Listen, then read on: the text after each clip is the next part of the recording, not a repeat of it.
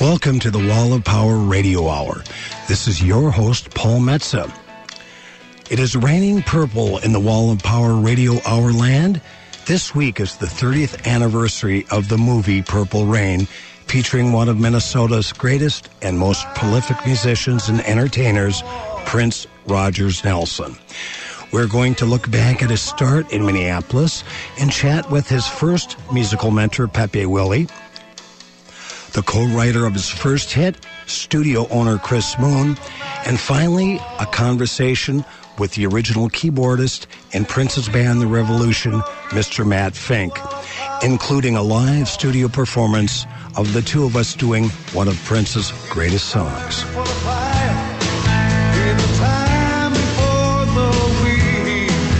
We're very honored today to have a man who was there at the very beginning of Prince's musical awakening, Mr. Pepe Willie. How are you today, Pepe? Yo, I'm doing fine, Paul. How you doing? You know, you look good. I feel good. I feel good. It's so nice of you to take time to come and talk to us. Let's get right into it, man. When did you run into Prince? Oh, man. I ran into Prince a while. Well, the first time I met him, he was 13. Wow. Okay, because I was married to his cousin. Okay. And I came here to Minneapolis right after I got out of the Army. And I came here, and I didn't pay no attention to him. He's wrestling on the floor with one of his other cousins and stuff like that. Right. You know? So eventually I went back to New York, and Prince called me up when he was 15 and wanted to know about publishing. Right. And I talked to him over the phone. I said, yo, man, I said, look, I can't really talk to you on the phone about publishing, but I'll come to Minneapolis. I'll be there soon, and we can sit down and I can tell you the whole story. So that would be about 1973? Yeah, I got out of the service in 1970. Okay. So that was the first time that I met him in 1970. So a few years later, 72 or 73, something like that. Yeah, right. Yeah. Oh, yeah, you're right. Yeah. Okay, that's all right. Who's keeping track?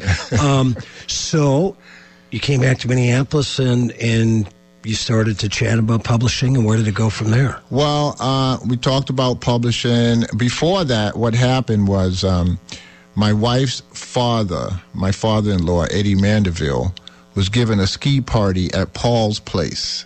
You know, I don't know if you remember that. No, I don't. Where was that? Yeah, it was right off, is it 169? Okay. Right off of Highway 169. And I can't remember what building it is now. But he had a band playing there. It was a ski party. And the band was Grand Central.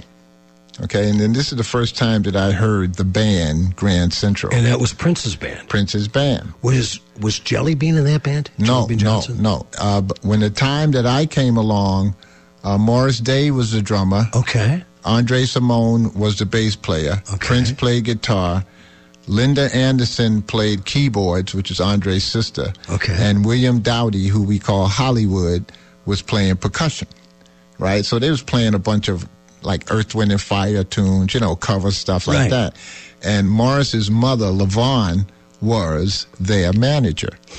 Right? So after I heard the band do a couple of sets and stuff, and they had heard about it that I was coming into town. They said, oh, some big-time producers coming into town and stuff. Right. And I didn't know that they had said all of this, you know. And Mr. Willie's coming. Yeah, you know, I had produced a couple things, but not to the extent that I'm some big-time producer, you know.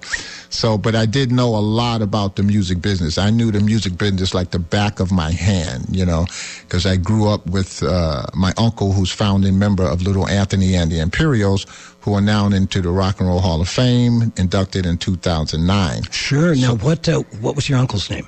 Clarence Collins. Wow, I've heard his name. Yeah. So, you know, they taught me everything. I learned so much from those guys. But can you sing a little bit? Right now? Well, I think I'm going out of my head. Yes, I think I'm going out of my head. Oh, yeah. We love that song. Oh, man, it was great. You sound great. Yeah. And so I went up to LaVon, who was the manager of Grand Central, And I asked her, I says, I would love to work with this group. Do you think it's possible?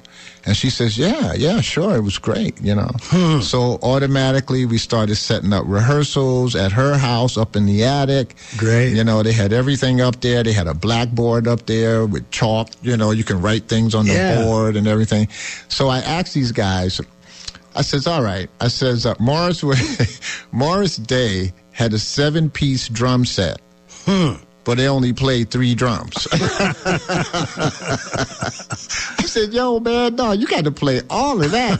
I said, you got to turn that sucker around, man. Come on, So that's what they're there for. Yeah, they're there, hit them, So I asked them to play some of the original tunes. They played some cover stuff, and I said, okay, play one of the originals.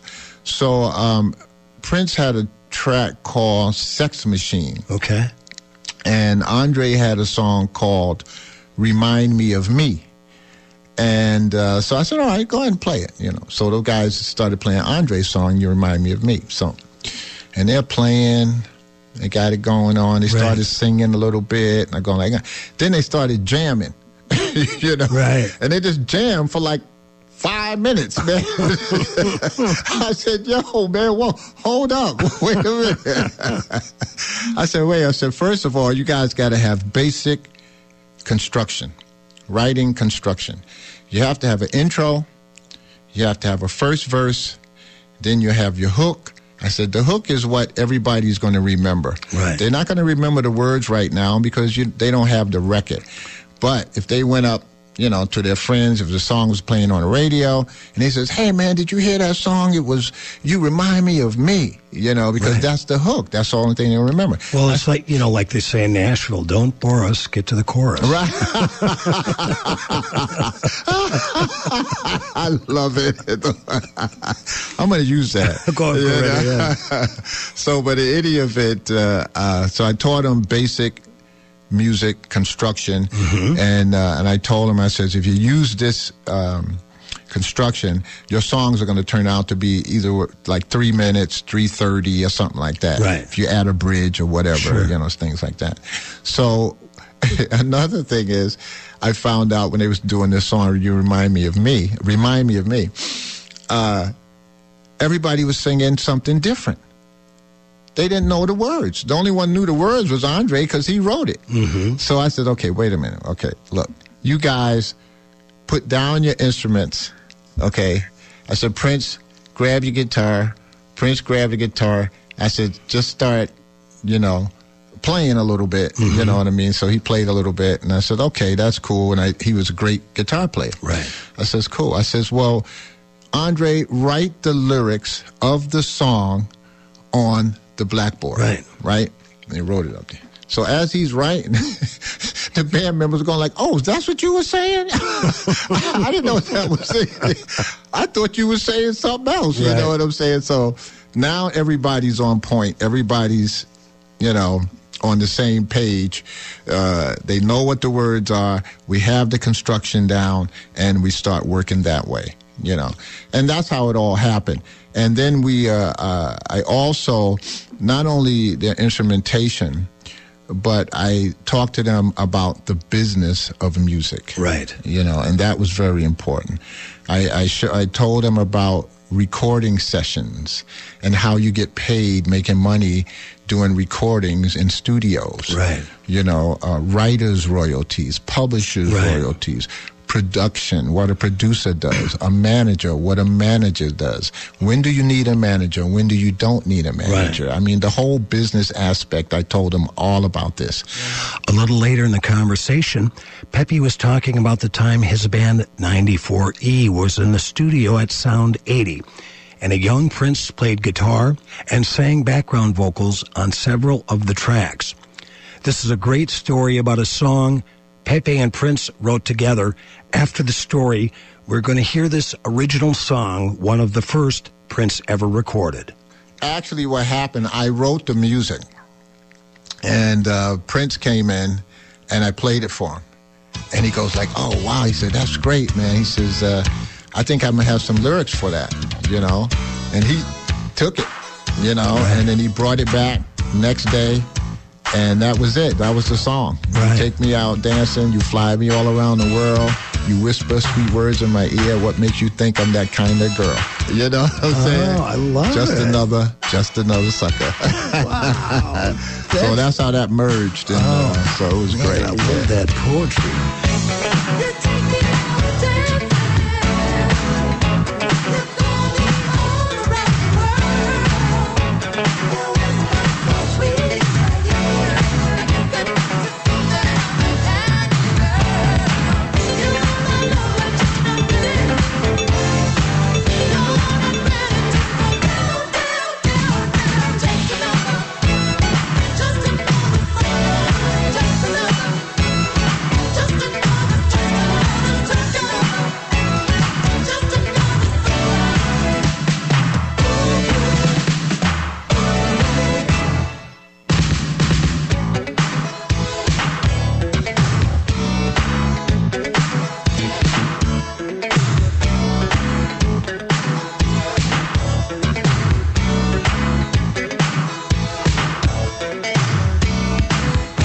Stay tuned to the Wall of Power Radio Hour. In the next set, we will introduce you to Chris Moon, the studio owner who encouraged Prince Rogers Nelson to shorten his name to Prince.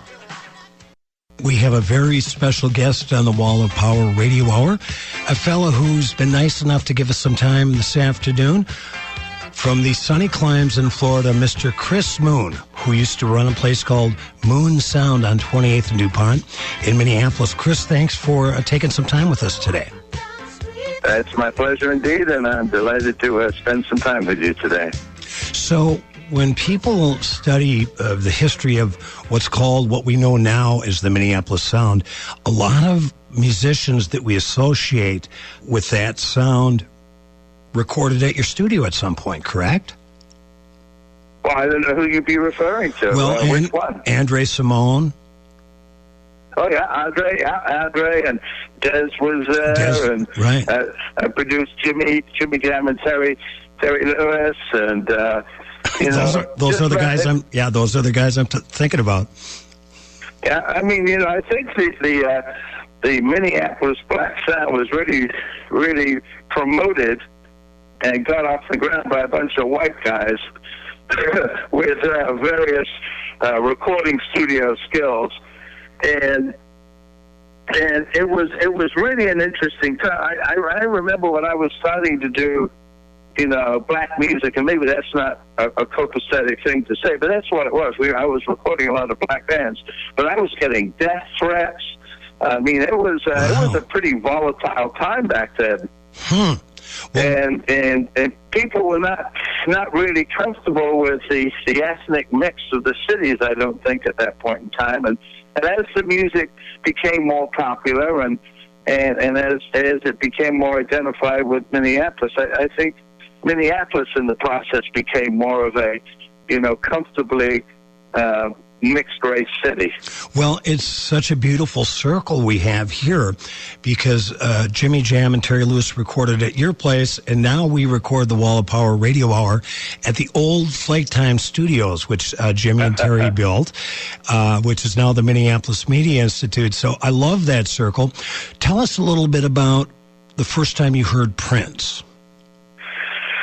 Well, it was fairly unremarkable. In fact, I would endeavor to say it was completely forgettable. I don't remember the first time I heard Prince because I was producing and recording a band named Champagne that had come into the studio, and it was a bunch of very young kids. I say very young, 15, 16-year-old, young artists who was being managed by one of the mothers of one of them, and she had come and booked the time, and so these young guys came into the studio, and we were putting together, I don't know, maybe 6 or 7 songs for them over the course of a couple of weeks. And so the first time Prince walked in, he was just another member of another band that was being recorded, and was, in that respect, unremarkable because at the time he was even quieter and even more shy and almost invisible he passed quietly through the halls without notice. But those sessions were really a curious timing, because as that band came in and was recording, I was still working at the ad agency, and I had always written songs and poems, probably going back to when I was 10, 11, 12. And I was having these thoughts that, here I am spending all my time producing these other recording artists and musicians, most of which I'm doing for free. Maybe I should get some expression out myself and start doing some of my own songs. And so the arrival of Prince and Champagne in the studio coincided with this thought that, I needed to start expressing myself more musically. And so I started thinking about finding a band to collaborate with. And it wasn't that I was thinking about Champagne as a band, because they probably wouldn't have been my target demographic for a group. I probably would have looked for someone older and more experienced. But what the gelling thought, the key idea that occurred to me when I was sitting there recording this band, and I remember it was in the middle of a song, and they were playing that, and I had this thought that, the problem with trying to do my own music is working with a band means I got to get 4 or 5 guys to all show up at the same time. Good luck with that. Yeah, and I had spent enough time in the recording studio to realize that, that's near impossible. Mm-hmm. Either the drummer's hungover, or the guitarist is off with his girlfriend, or the bass player is car broken down. I mean, there were so many constant variables. I thought, there's no way this is ever going to work. So I was scratching my head, pondering this problem, and then the band went on break, and everybody went off, and Prince stayed behind. Everyone else had gone across to the 31 Flavors to get their ice creams. Prince stayed behind, and he was running around. He played a bit on the drums. Then he went and played a bit on the piano. Then he ran over and played a bit on the guitar. And then I said, here's the answer. Right. I don't try and work with a band. I find one guy who can play all the instruments. Then all I got to do is get one guy to show up. And that was the guy. And that, right guy, right time, right place. Do you remember the first song you two wrote together? Bizarre as it sounds in retrospect, I mean, I reached into my pocket, handed in the keys to everything I owned in life. Because everything I had was in the studio, and I said, here's the keys to my studio, come and let yourself in after school, and I'll leave some songs on the piano for you. The first song, curiously enough, I had a wild, I had a recording studio and a fashion photography business going in the studio, so let's just say I was socially active.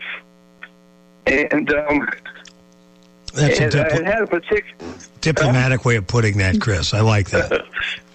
So I had a particularly engaging evening, and there was more than one girl involved, and I had to get up early in the morning and go off to work the next day, and I'm at the ad agency recovering from a little excessive inebriation, and so I start writing this song about the evening that I had, and that ended up being the first.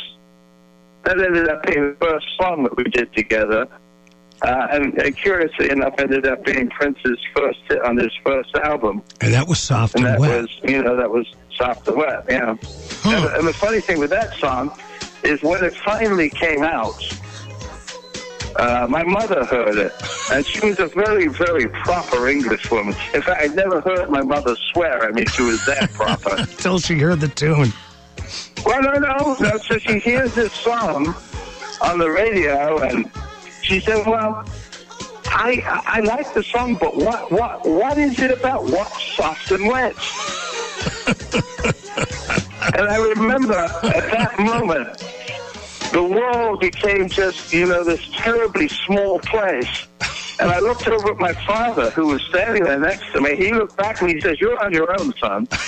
and perspiration appears on my forehead, and I'm sweating bullets. And I'm thinking, what am I going to tell my mother? And then in the moment of inspiration, it all came to me, and I looked her square in the eyes and said, "Mother, it's about a kiss." Well, there you go. That's what I always thought.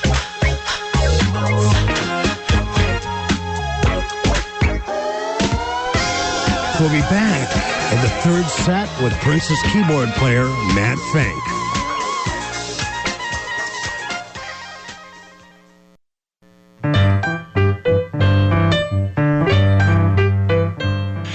We have a very special guest with our It's Raining Purple episode on the Wall of Power Radio Hour.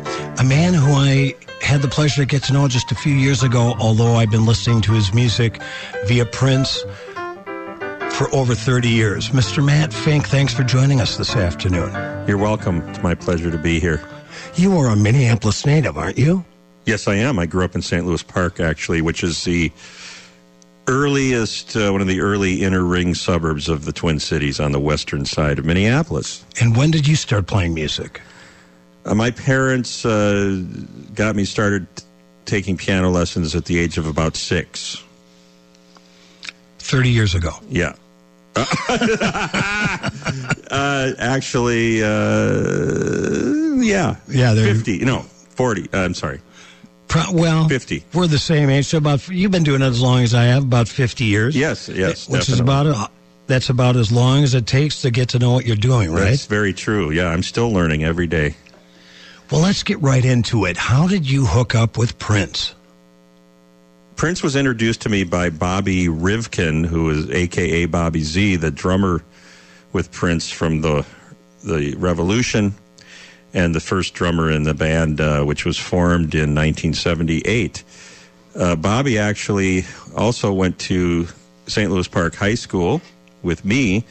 He was 2 grades ahead of me, but we knew each other. We were playing in different bands at the time, and even his mother and my mother knew each other. Actually, our parents knew each other, and they used to do fundraising events together for the Mount Sinai Hospital back in the 1960s. Oh, nice. Yeah, and so our families knew each other, and Bobby came to me one day, I believe it was 1977. I was playing with a cover band at the time called Zachariah.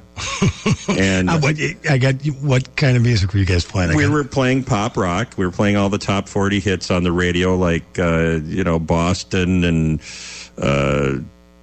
we were doing you name it. Okay. Sticks, sure. Whatever was happening at the time. Elton John, whatever. Anyway, so Bobby comes to this gig we were doing at the Hopkins Bowl and says, "Hey, Matt, I need you to hear this demo tape of this artist that I've gotten to know." And he takes me out to his car during a break, and he plays me Prince's first demo that was done. Maybe this was the second one, because we were just talking about Moon Sound when he worked with Chris Moon, but this was when his Bobby's brother David Rivkin produced a demo that was used to shop him to the record labels out in Los Angeles. Like also known as David Z. David Z, yeah, David Rivkin, David Z. So this was recorded at Sound 80 at the time, which was one of the other state-of-the-art rooms in Minneapolis, and Bobby plays this demo of Prince, and of course it was absolutely amazing. And I said, "Wow, who's the band?" And he said, "It's not a band." I go, "What do you mean it's not a band?" He goes, "It's just a guy doing everything." Wow. It's an artist playing all the instruments and singing and writing and the whole thing. I go, "You're kidding." I go, "How old is he?" He goes, "He's your age." And at that time I was 19. Wow. So Prince was obviously 19 or 18-ish at the time. I'm a little bit older than Prince by a few months. A real one-man band. A real one-man band. And so I was so highly impressed with that, of course, that I immediately said, well, if he decides to form a group to play that material, please put my name into the ring on that one. Teacher, call on me. Exactly. Teacher, call me. That's perfect. So I threw my hat in the ring at that time. And then, later on down the road, once Prince did get his record deal with Warner Brothers, I had a shot at auditioning for him, but I was not the first choice for keyboard player. Ricky Peterson had that role, and they went with him sight unseen due to his fabulous talent and reputation. And when he opted out to work with some other people out in Los Angeles, producing and working with another artist for a little while, in the midst of working with Prince in those early days, Prince decided to put his feelers out for other keyboard players, and then I was able to audition at that point and get into the group. Where was the audition? The audition was held at Pepe Willie's basement. And we're going to be speaking with Pepe in the next set. Yes, and Pepe was another one of Prince's mentors, like Chris Moon, amongst others. And in that first year of the formation of the band, when he had his initial album out, the first album out, For You, which had the single Soft and Wet, which was penned by Prince and Chris Moon, Pepe was volunteering the use of his home for the band. Now, initially, they did have another rehearsal space, but apparently they left that and went to, by the time I was in the band, they were working at Pepe's house. So that's where I auditioned, and that was about mid-October of 1978. Wow. Yeah. That month after I moved to Minneapolis. Yeah. I remember hearing about him at that time, just rumors about this supremely talented young cat that played everything and sang. So do you remember what tunes you played in the rehearsal? Were you just doing covers just so he could get a feel of your playing ability? No, actually, he requested that I learn 3 songs, 2 or 3 from the album, from the For You album. Soft and Wet, I believe Why You Want to Treat Me So Bad, or was that off the second album? I can't remember now. Just As Long As We're Together, that was another track off of there. And it's been a while, so I'm not sure the third one. But anyway, when I did get to the rehearsal and I met him, he asked me if I had learned the song So Blue off the album, and I said no, I hadn't learned that one, and I was a little concerned that maybe I was supposed to know that, and I apologized for not learning it. And then he said, well, don't worry about it because there's no keyboards on it anyway. And then he burst out laughing as if he just sort of wanted to play a little mind game joke on me. And so I went, okay, no problem. So then we got to working on the other songs. First we jammed for a while. He just wanted to jam and see how I would improvise or come up with grooves or whatever. Was he playing guitar during the session? Yes, he was playing guitar at that point. And then when it came time to play Soft and Wet, I revealed to him that, well, I kind of learned the keyboard parts, but they're hard to hear because they're buried in the mix quite a bit, and I couldn't quite pick out the exact part. Do you think you could show it to me? And he said, wow, okay. So he started playing the what was called a clavinet part, and which is a certain kind of keyboard made famous by Stevie Wonder. It's called the Hohner clavinet. When you listen to the song Superstition, it's the signature keyboard sound on that record. So he actually showed me the part, and I was able to pick up on it pretty quickly and learn it directly from him just by watching him play it. And he was very impressed with that because he said that all the other keyboardists who had auditioned up to that point also struggled with that part because it was blended into the mix a specific way, and you could only it was hard to pick out 100%. And so I played it exactly how he showed it to me, and I think he was impressed with that, and then that may have helped his decision to hire me. Well, he loved your intuition and your great ear. Exactly. When did you start writing songs with Prince? It was the third album, the Dirty Mind album.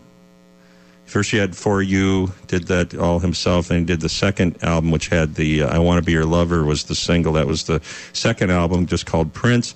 And then the Dirty Mind album is when he took a musical groove that I came up with and created the song Dirty Mind around that, lyrics and melody. So would it just be you two sitting down, like with keyboards or guitars?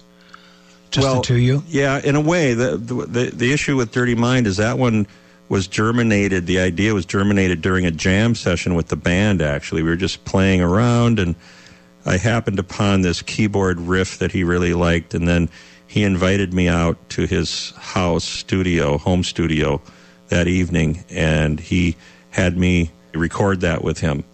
And then by the following day, at rehearsal, he had shown up back with the song with lyrics and melody and guitars added onto everything we had done with drums and keyboards the night before. All in the night's work for Prince. All in the night's work for Prince, exactly. I left about midnight, and then he finished it throughout the night. He's a night owl, isn't he? He is. He was a night owl. Still, he probably still is to this day. You know, he, like a lot of artists are, a lot of musicians are like that.